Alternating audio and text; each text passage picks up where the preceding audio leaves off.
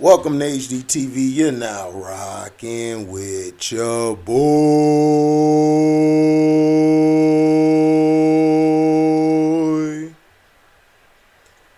New rush rumor triggers verbal altercation in Broncos locker room. A snapshot inside the Denver Broncos locker room is worth 1,000 words. After after a 23-10 loss to the Carolina Panthers, the Denver Broncos have hit rock bottom. Given the team's current state of affairs, there is plenty of blame to go around, from the coaching incompetence and faltering offensive line to the lack of separation from wide receivers.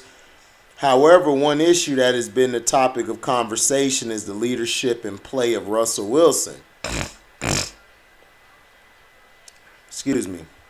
According to an incendiary report by NFL.com, insider Tom Pelissero, which stirred up a lot of drama in Denver, Wilson's become a punchline. One of the things that I've consistently heard about it, Nathaniel Hackett, for everything that's gone wrong and everything that people are saying about his job right now, he has not lost that locker room. Pelissero said in a conversation with Mike Garafolo, Russ has lost some people around that team. He has lost some people in that locker room. There has been speculation that Wilson's performance and the Broncos' demands have contributed to a divided locker room. This is very telling for several reasons. Outside of the head coach, the quarterback receives heavy criticism when a team loses a game and or when it's underperforming. This could suggest that Wilson, the co-author of this offense, is not leveraging his talents to put this team in a position to be successful. Another reason could potentially be Wilson's demands from the team. When the blockbuster Wilson trade was announced, it was reported that he had stipulations such as wanting his own office at Broncos HQ. The Broncos acquiesced. This superior posturing could cause alienation and tension in the locker room, as it can be interpreted that Wilson placed himself above his teammates. Despite this, Hackett was quick to dismiss the rumors of Wilson losing the locker room. I heard that a little bit. Hackett acknowledged of the rumor earlier this week.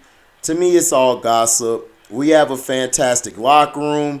When you look at a guy like Russ, he's unbelievable. He works. I've never seen somebody work that hard and never seen somebody try to embrace a team like he has while he's here. Wilson was also quick to shoot down the rumors. I have a great relationship in that locker room. Whoever is trying to tear it down, you can't. I think the best thing about it is that it's been an amazing journey coming here, moving here, and being here. Wilson said on Wednesday, there's always noise, especially when things aren't going the way you want it to all the time. The thing is that you don't bat an eye. My biggest goal every day is to continue to try to lead at the highest level, to be consistent every day with my approach, and to never change. There are Broncos players that still support Wilson. This became apparent when many teammates attended a party to help celebrate the embattled QB's 34th birthday earlier this week. 9 News' Mike Kliss reported that Wilson's party was attended by about half the team. By the way, Russ about to report on his birthday Tuesday that claimed Wilson has lost a few teammates in the Broncos locker room. The report circulated as many of his teammates gathered for a surprise birthday his wife Sierra put on. One person put at about half the team, impressive attendance on the players' day off. While the details aren't clear, this triggered a controversial incident in the Broncos locker room, with reporters present where veteran safety and team leader Justin Simmons verbally accosted Kliss, ostensibly in support of Wilson. According to multiple reports, despite the positive remarks from teammates, it's still hard to determine with certainty whether the Broncos locker room is sticking together, especially after defensive tackle Mike Purcell's verbal altercation with Wilson on the sideline in Week 12. Simmons was much more composed at the podium on Wednesday when he addressed Pelissero's explosive report on Wilson. I'll say this, Russ is an amazing leader, Simmons said. He's an amazing teammate in leadership, never falls solely on one guy. I know that the quarterback position is always at the top of every football team. It's a quarterback-driven league, but leadership never falls on one guy. We have really good leaders here. What's happening right now with the team just this season falls under the umbrella of a bunch of different guys, myself included. I don't know where that report would have come from. In sports, team cohesion is synonymous with winning. When that chemistry is off, the head coach should be the leader to turn the ship around. However, despite how many Broncos players are reportedly still bought in on Hackett, his obvious incompetence on the field makes it hard to maintain leadership credibility. That puts the onus on Wilson to step in to maintain a positive relationship with his teammates and steer this team back in a winning direction. Now, I've basically been looking at this from afar, and One True basically says Russ is done. I disagree. I don't think he's done. I just believe they're not utilizing his abilities.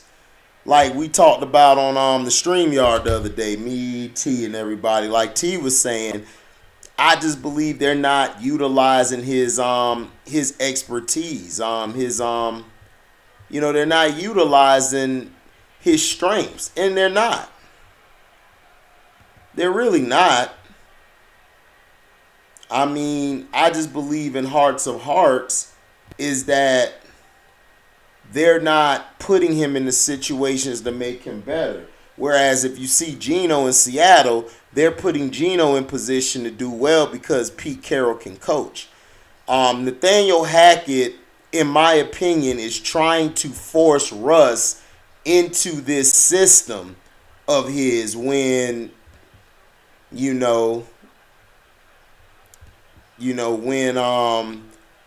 wanted him to be in this seat, not be in the season, but to fit into the system. And Russ is a good dude. I don't know why people think Russ is, he's an a-hole.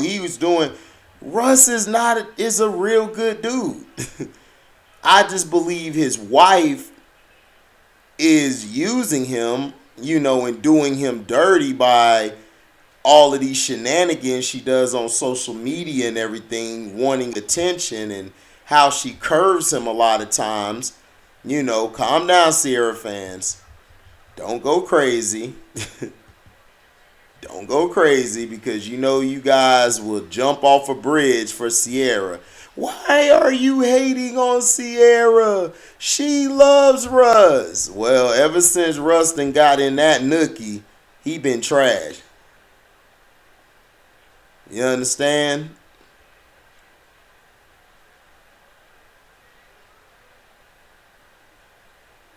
Right.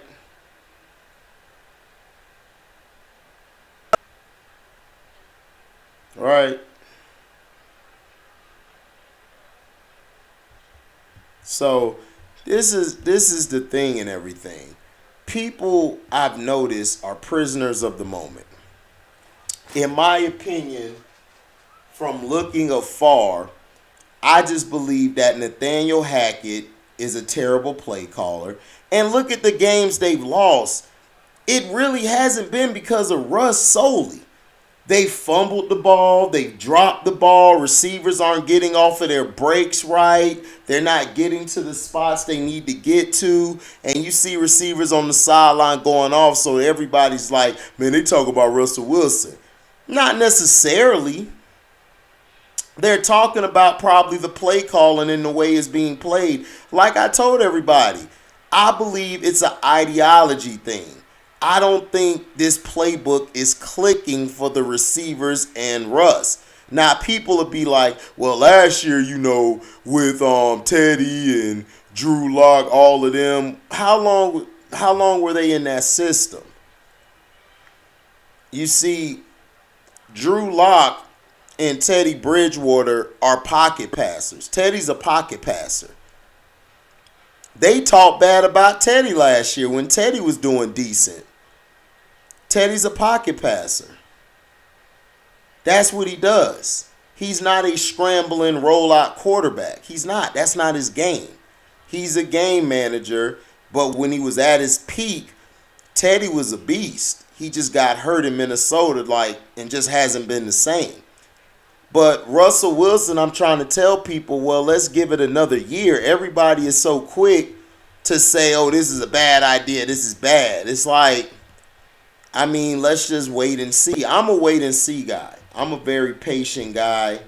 I know I go off and jump off the hinges a lot of times. I have a bad temper, but when it comes to talking about this situation, I just don't see. I just feel it's an ideology thing. I just believe the playbook and the play calling just has not been up to par. Now, like I said, if this continues into next year where they come back, then I'll be like, hey, you're right. But remember, the first game against Seattle, they had 2 fumbles in the red zone. That wasn't Russ's fault. The other games wasn't his fault. Now, he threw some picks down the stretch. That was his fault. But is it entirely his fault? No, I don't believe it is. I just believe that Denver team was overrated. They sold us a bill of goods, and it really wasn't all that. And then you got to remember, they lost their receiver. I forgot the guy name in the beginning of the year, who really is underrated.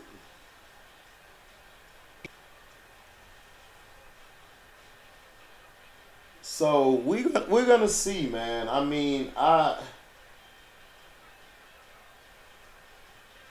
we're gonna see. Like I said, Russ, he takes the blame too, because it hasn't been successful. But I just don't believe Russ has lost anything because I see the way he throws the ball. I don't really see a guy who's lost it, just in my opinion.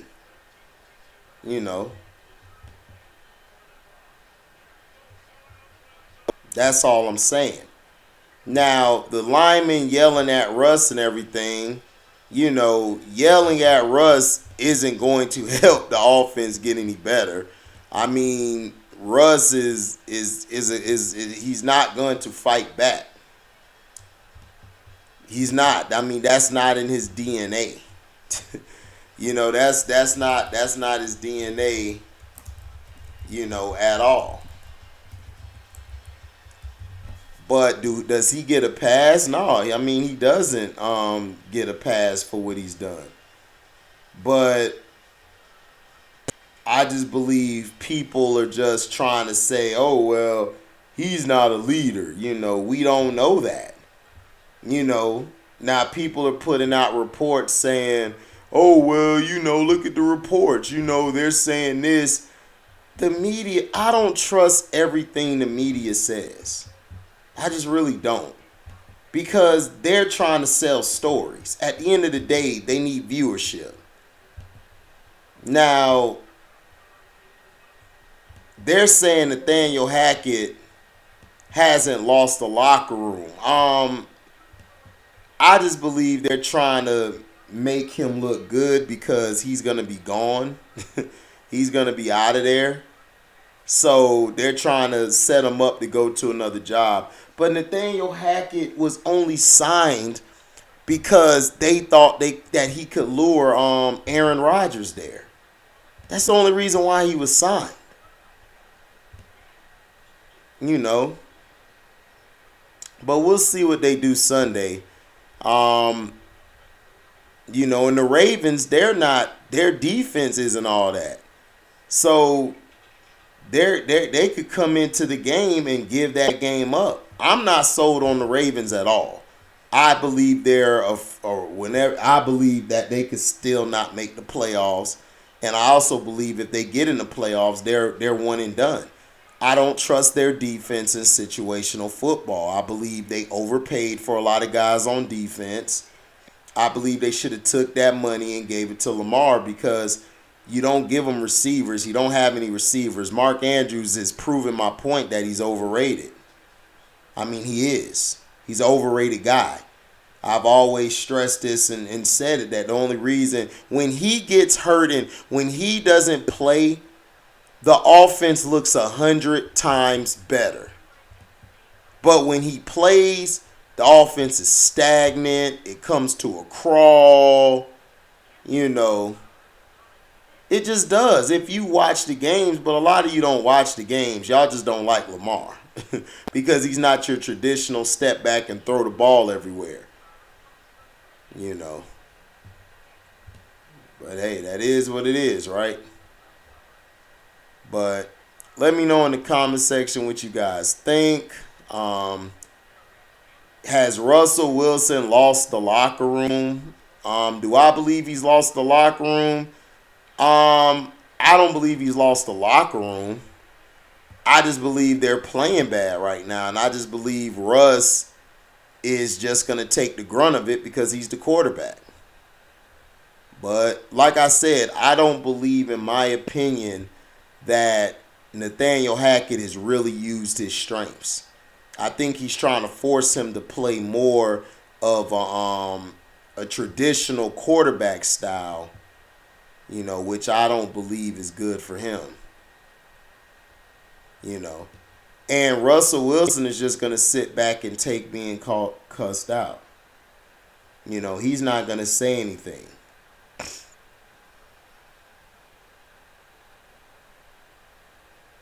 You know.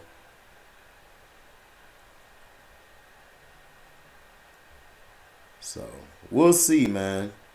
We'll see what he does this Sunday. We'll see if they're ready. You know. So, thank you guys, man, for listening. Make sure you like, comment, subscribe, and share this. Hit that notification bell to select all to receive upcoming notifications.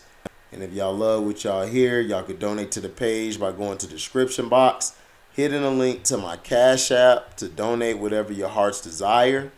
You guys can also super chat when we're live or premiere video.